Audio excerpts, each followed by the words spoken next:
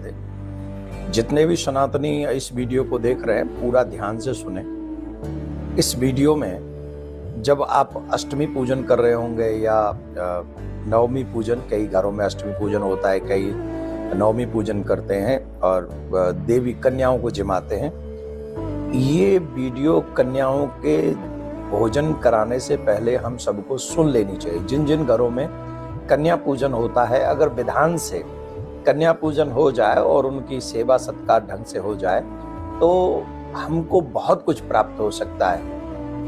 वेद व्यास जी महाराज ने ऐसा लिखा है कि अगर कन्या पूजन, कन्या कितनी आयु की होनी चाहिए, तो 5 साल से लेके 7 साल या 8 साल, लास्ट 8 साल तक की कन्याओं का पूजन होना चाहिए, भोजन होना चाहिए और निष्ठा पूरी होनी चाहिए।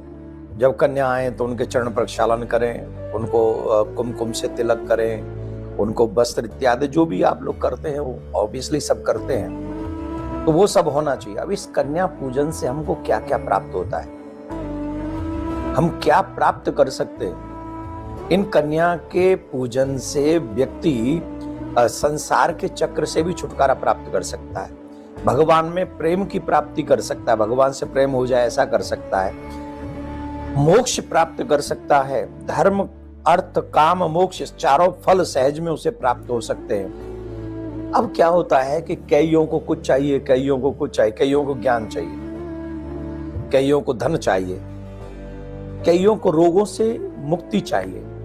हमारे यहाँ 4 वर्ण हैं, ब्राह्मण, क्षत्रिय, वैश्य और चतुर्थ वर्ग। इन चारों वर्ग की कन्याओं का पूजन करने का विधान है हमारे सनातन में।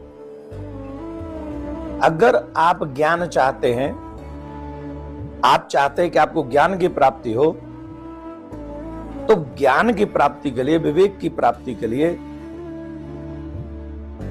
आपको ब्राह्मण वंश में जन्मी हुई कन्याओं का आवाहन करना चाहिए, पूजन करना चाहिए, उनके चरण प्रक्षालन करने चाहिए और फिर द्रव्य दक्षिणा देकर, वस्त्र देकर, उनको भोजन कराकर उनको विदा करना चाहिए।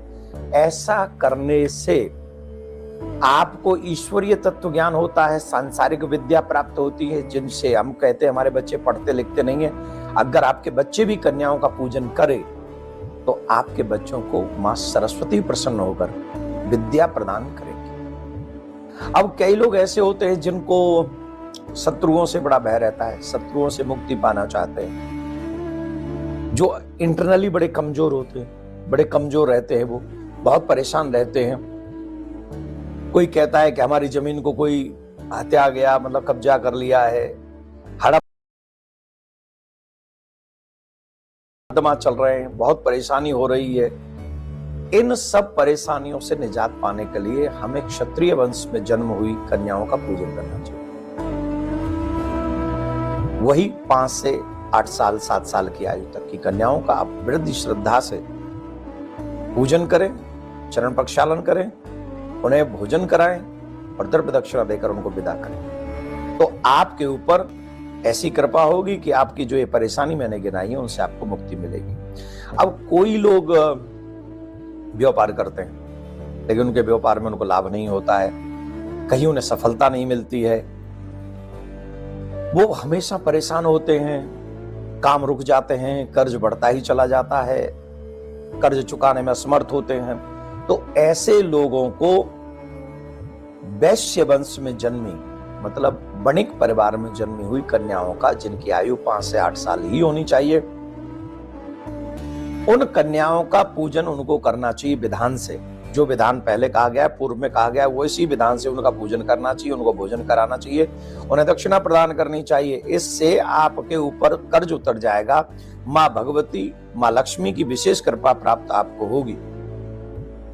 कितनी बड़ी बात हो गई, कन्या पूजन से कितना बड़ा लाभ है। चतुर्थ बात अगर हम कहें, शरीर में आदि है, व्याधि है, रोग लगे हुए हैं, घुटनों में दर्द है, शरीर में परेशानी है, तकलीफ होती है, ठीक से हम काम नहीं कर पाते हैं, सुख नहीं आते हैं, परिवार में दुख और कलेश बना रहता है, तो इन सब की निवृत्ति के लिए चतुर्थ वर्ग की कन्या आयु वही होनी चाहिए, उनका भी विधि विधान से श्रद्धा पूर्वक आदर होना चाहिए, पूजन होना चाहिए और उन्हें द्रव्य दक्षिणा देकर भोजन कराकर उनको विदा करना चाहिए।